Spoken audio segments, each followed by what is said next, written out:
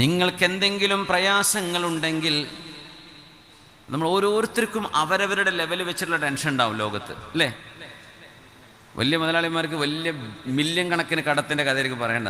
എനിക്ക് 5000 കൊടുക്കാണ്ടെന്ന്, അതായത് 5 ലക്ഷം കടമുണ്ടെന്ന് പറയും. ഓരോരുത്തർക്കും അവനവൻ്റെ തോതനുസരിച്ച് ടെൻഷനും സന്തോഷമൊക്കെ അങ്ങനെയാണ്. നിങ്ങൾക്ക് എന്തെങ്കിലും മനസ്സിന് ഭാരമേകുന്ന അനുഭവങ്ങളുണ്ടെങ്കിൽ നമ്മളറിയണം, പുണ്യ റസൂൽ ചെയ്തിരുന്നത് ഇങ്ങനെയാണ്. ഫസിഅ ഇലസ്സലാഹ്, വേഗം പോയി വുളു എടുക്കും, വൃത്തിയുള്ള വസ്ത്രം ധരിക്കും, സുഗന്ധം പൂശിയിട്ട് ഖിബിലയിലേക്ക് തിരിഞ്ഞു നിന്നുകൊണ്ട് അല്ലാഹു അക്ബർ, അള്ളാഹുവിൻ്റെ മുമ്പിൽ ഭവ്യതയോടുകൂടെ കഴിയുന്നത്ര സുന്നത്ത് നിസ്കാരങ്ങൾ 2 റക്അത്തുകളായി ഹബീബ് നിസ്കരിക്കുമായിരുന്നു.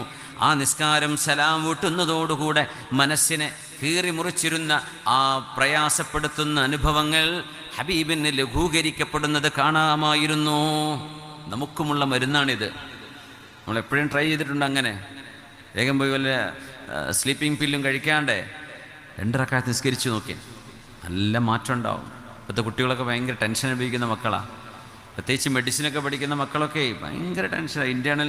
അവരുടെ ഇൻറ്റേർണൽ മാർക്കുകൾ ഉണ്ടാവും. അപ്പോൾ ടീച്ചർമാർ ചിലരങ്ങ് പിടിച്ചു വെക്കും, ചിലർ കൊടുക്കൂല, ചില പകരം വീട്ടും. ഭയങ്കര ടെൻഷനായിരിക്കും. കുറേ പഠിക്കാനുണ്ടാവും, കുറേ പ്രഷറുണ്ടാവും വീട്ടിൽ നിന്ന്, സമൂഹത്തിൽ നിന്ന്. അതൊക്കെ ലഘൂകരിക്കാൻ 2 റക്അത്ത് നിസ്കാരം കൊണ്ട് കഴിയും. അതുകൊണ്ടാണ് നിസ്കാരത്തിൻ്റെ സമയമാകുമ്പോൾ ഹബീബുനാ റസൂലുള്ളാഹി സ്വല്ലല്ലാഹു അലൈഹി വസല്ലം തങ്ങളുടെ പ്രിയപ്പെട്ട മുഅദ്ദിനായ ഹബീബാ നബിക്ക് വേണ്ടി വാങ്ക് വിളിച്ചിരുന്ന ബിലാൽ ഇബ്നു റബാഹ് റളിയല്ലാഹു അൻഹുവിനോട്, വാങ്ക് വിളിക്കൂ ബിലാലേ, ഇഖാമത്ത് വിളിക്കൂ ബിലാലേ എന്ന് പറയേണ്ട വാക്കുകൾക്ക് പകരം പുണ്യനബി പറയാറുണ്ടായിരുന്നത് അരിഹ്നാ ബിഹാ യാ ബിലാൽ, ബിലാലേ ആ ഇഖാമത്ത് കൊടുത്തുകൊണ്ട്, ആ നിസ്കാരം സ്ഥാപിച്ചുകൊണ്ട് മനസ്സിന് സന്തോഷം തരൂ ബിലാലേ, നിസ്കാരം കൊണ്ട് മനസ്സിന് സമാധാനം തരൂ ബിലാലേ.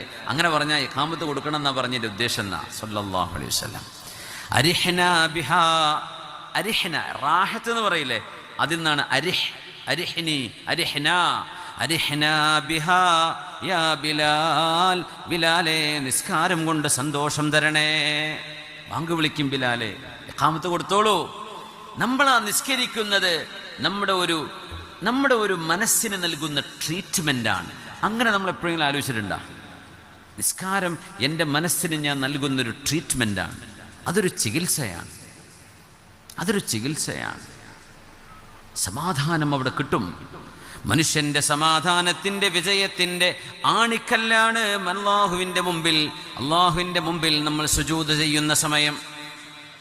അതുകൊണ്ടാണ് മഹാന്മാർ പറയാറുള്ളത്, നിസ്കാരത്തിലേക്ക് എഴുന്നേറ്റ് നിൽക്കുമ്പോൾ, റമദാൻ വരുന്നുണ്ട് എന്ന് കേൾക്കുമ്പോൾ, നിസ്കാരത്തിൻ്റെ നേരമായി എന്ന് കേൾക്കുമ്പോൾ, വാങ്കുലി ശബ്ദം കേൾക്കുമ്പോൾ, എൻ്റെ റബ്ബിൻ്റെ മുമ്പിൽ എഴുന്നേറ്റ് നിൽക്കാനുള്ള സമയമായി എന്ന് അറിയുമ്പോൾ സത്യവിശ്വാസികളുടെ ഹൃദയത്തിൽ വരുന്ന ഒരു ആനന്ദത്തിൻ്റെ ആന്തോളനമുണ്ടത്രേ.